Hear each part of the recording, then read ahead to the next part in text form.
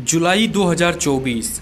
नवी मुंबई बेलापुर की रहने वाली 30 साल की अक्षिता महात्रे की जिंदगी में पिछले 6 सालों में जब से उसकी शादी कुणाल महात्रे से हुई थी, तब से शायद ही कोई दिन सुकून भरा गया हो, क्योंकि ना तो उसे अपने हस्बैंड से और ना ही ससुराल में किसी भी एक शख्स से प्यार और सम्मान मिला था।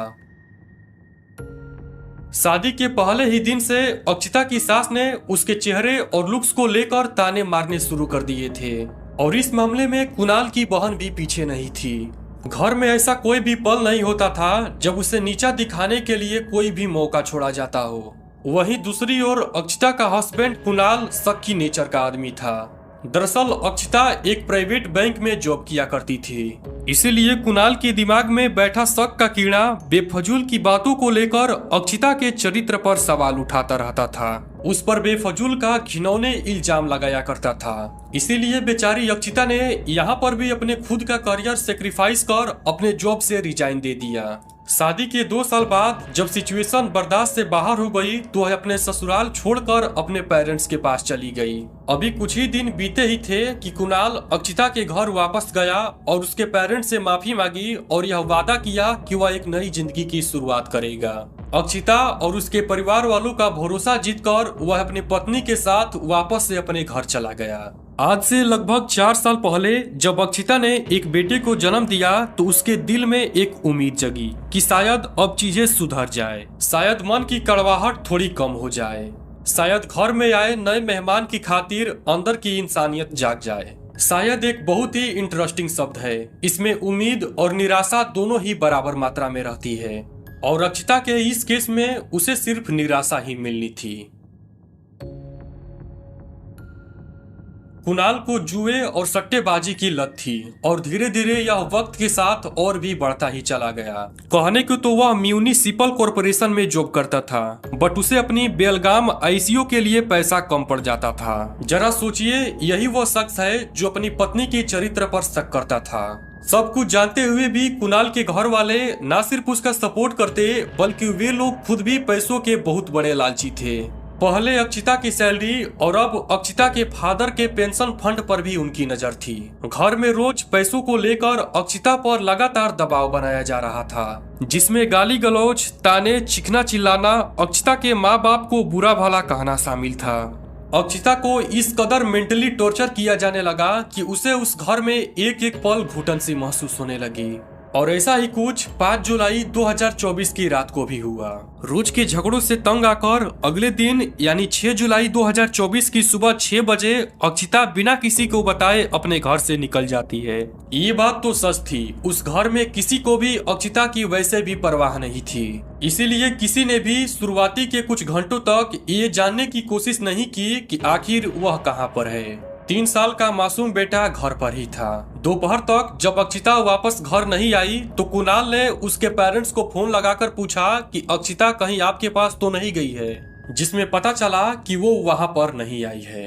अक्सर ऐसे फोन कॉल्स, वो भी बेटी की ऐसी ससुराल से जो पहले से ही उनसे नफरत करते हो, माँ बाप के दिल में एक अनहोनी का डर बिठा देता है। अक्षिता हर शनिवार बेलापुर के गाँव एक मंदिर में जाती थी, लेकिन उस दिन जब पता किया गया तो वह वहां पर भी नहीं गई थी। जब कोई भी सुराग नहीं मिला तो अक्षिता के माता पिता और हस्बैंड कुणाल ने एनआरआई कोस्टल पुलिस स्टेशन में मिसिंग रिपोर्ट दर्ज करवाई।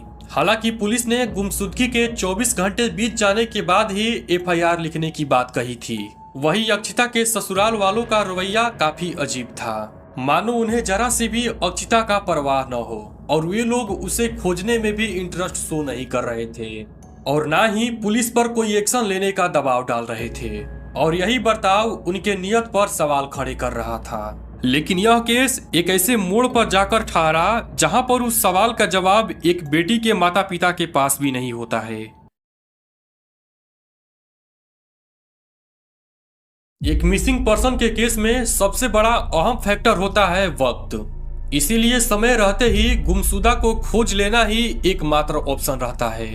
लेकिन इस केस में ये वक्त ही था जो लगातार रेत की तरह हाथों से फिसलता जा रहा था। शनिवार दोपहर 2 बजे मिसिंग रिपोर्ट दर्ज की गई थी, बट अभी तक पुलिस 2 दिन बीत जाने के बाद भी अक्षिता को नहीं खोज पाई थी। 9 जुलाई दिन मंगलवार उसी पुलिस स्टेशन में एक कॉल आता है। यह कॉल कल्याण शिव फाटा के गणेश घोल मंदिर में दर्शन करने गए एक शख्स ने किया था, जिसे मंदिर परिसर में सीढ़ियों के पास एक खाई में एक महिला की लाश मिली। मौके पर जब पुलिस वहां पर पहुंचती है और लाश को जब देखती है तो वह सन्न रह जाती है, क्योंकि उस डेथ बॉडी पर इंसानियत की सारी हदें पार की गई थी। बॉडी से कुछ कपड़े गायब थे, सर पर चोट के निशान थे और गर्दन पर जबरदस्ती के भी निशान थे। जब पुलिस ने रिकॉर्ड चेक किया तो पता चला कि यह बॉडी 3 दिन पहले लापता हुई अक्षिता महात्रे की है। अक्षिता न सिर्फ ही दुनिया को छोड़कर जा चुकी थी, बल्कि उसका जिस्म आखिरी पलों में उसके साथ हुए हैवानियत की ओर इशारा कर रहा था। अक्षिता का ये हाल देखकर उसका पूरा परिवार टूट चुका था। आखिरकार उन्होंने अपनी बेटी को हमेशा के लिए खो दिया था। अक्षिता का बेटा इस बात से अनजान था कि उसकी जिंदगी की सबसे बड़ी कीमत वाली दौलत किसी ने छीन ली थी। ये सब देखने के बाद फाइनली पुलिस की आंखें खुली। अगले दिन 10 जुलाई को बॉडी पोस्टमार्टम के लिए भेजने के बाद पुलिस ने अक्षिता के मोबाइल फोन से उसकी उस दिन की लोकेशन को ट्रेस किया। 6 जुलाई की सुबह 6 बजे अक्षिता बेलापुर में अपने ससुराल से निकलने के बाद सबसे पहले महापे के एक रेस्टोरेंट में नाश्ता करने के लिए गई थी और फिर 10 बजे वह कल्याण सिलफाटा के घोल गणपति मंदिर के लिए निकल गई। यह बात पुलिस ने उस रेस्टोरेंट और मंदिर के एंट्रेंस के अपोजिट वाले सड़क पर लगे सीसीटीवी कैमरे से वेरीफाई भी किया था।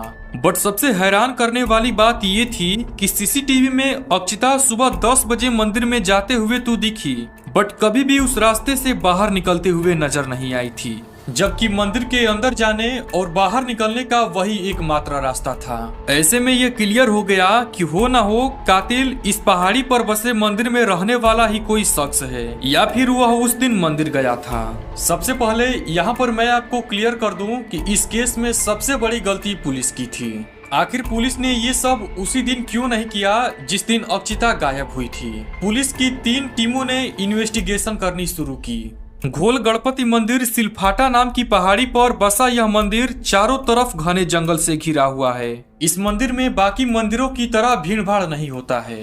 शहर की भीड़ भाड़ से दूर चारों तरफ शांत माहौल, शायद यही वजह रही होगी कि अक्षिता ने उस दिन यहाँ पर आने का फैसला लिया होगा, क्योंकि वो मानसिक रूप से वैसे भी थक चुकी थी। ऐसे में कोई भी शख्स मन को शांत करने के लिए कोई भी तरीका खोज ही लेता है। इस मंदिर के मेन कंपाउंड तक पहुंचने के लिए आपको मेन गेट से कई सारी सीढ़ियों को चढ़ना पड़ेगा और सभी सीढ़ियां जंगल के बीच से होकर गुजरती है।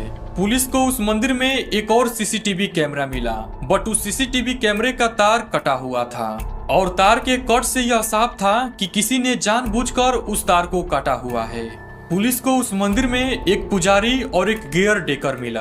पुलिस को यह भी पता चला कि अभी कुछ ही दिन पहले ही मंदिर के मेन पुजारी बालक दास यूपी के ललितपुर में अंजनी माता के मंदिर गए हुए हैं और अपनी जगह एज ए रिप्लेसमेंट उस पुजारी और 2 केयर टेकर को मंदिर की जिम्मेदारी सौंप कर गए हैं।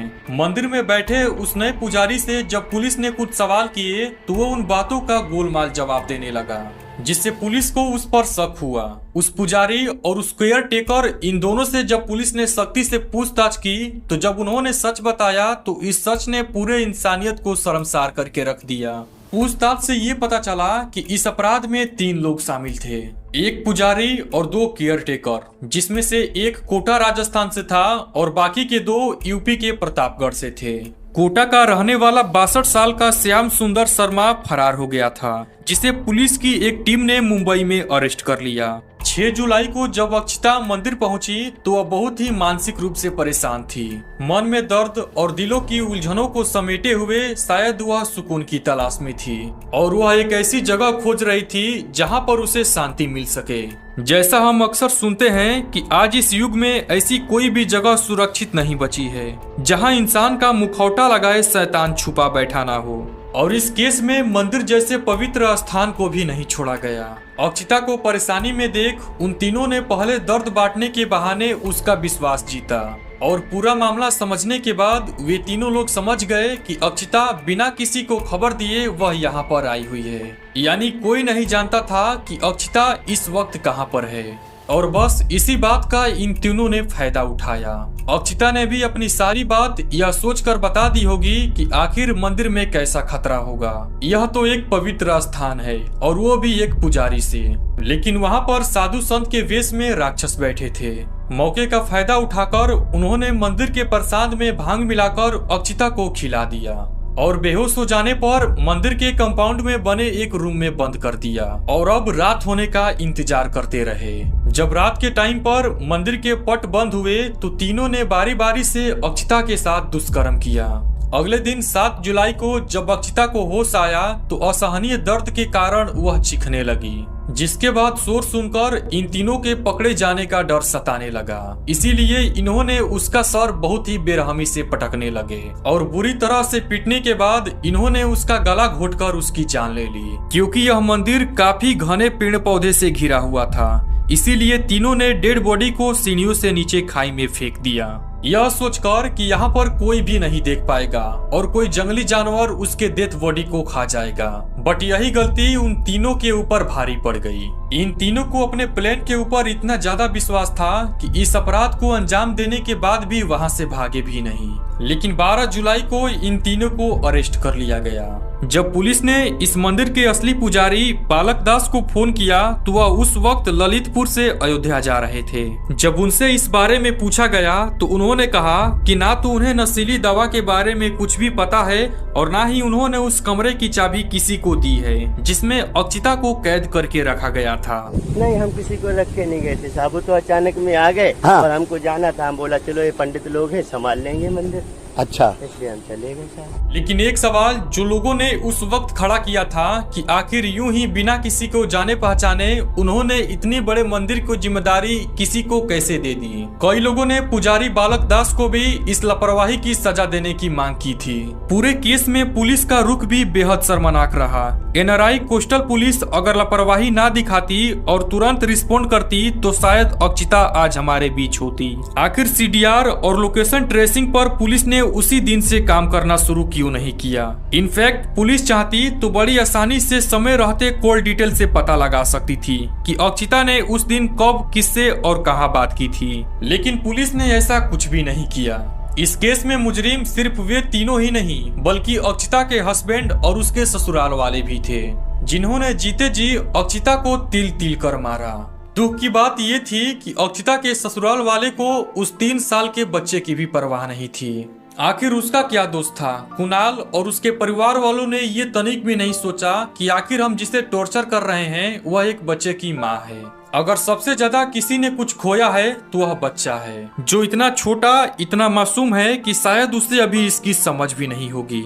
अगर हम अक्षिता के मेंटल और साइकोलॉजिकल स्टेटस का एनालिसिस करें तो आप जरा एक पल को उसकी जगह रहकर अंदाजा लगाइए कि इतने सालों तक हर दिन जिसे घुट घुट कर जीने को मजबूर होना पड़े, जिसे कोई 2 शब्द भी प्यार से ना बोले, जिसके चरित्र पर बेवजह सवाल उठाया जाए, ऐसी लड़की के दिल और दिमाग में कितनी उलझने पैदा होगी। ऐसे में कोई भी शख्स ऐसी जगह की तरफ खींचा चला जाता है जहां उसके मन को कुछ पल की शांति मिल सके, और यही इस केस में हुआ था। अक्षिता को कुछ पल के लिए सुकून की तलाश थी, बट अफसोस मंदिर जैसे पवित्र स्थान पर ये हैवान किसी और फितरत से बैठे थे, जिन्होंने यकीनन दुख दर्द बांटने के बहाने अक्षिता का विश्वास जीतकर उसका गला घोट दिया।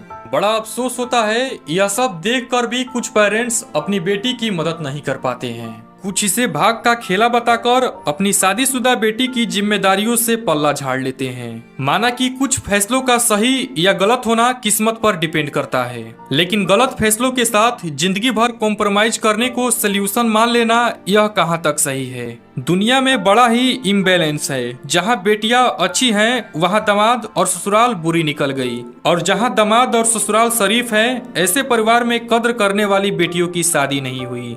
उम्मीद है इस केस ने बहुत सारे लोगों की आंखें खोल दी होगी।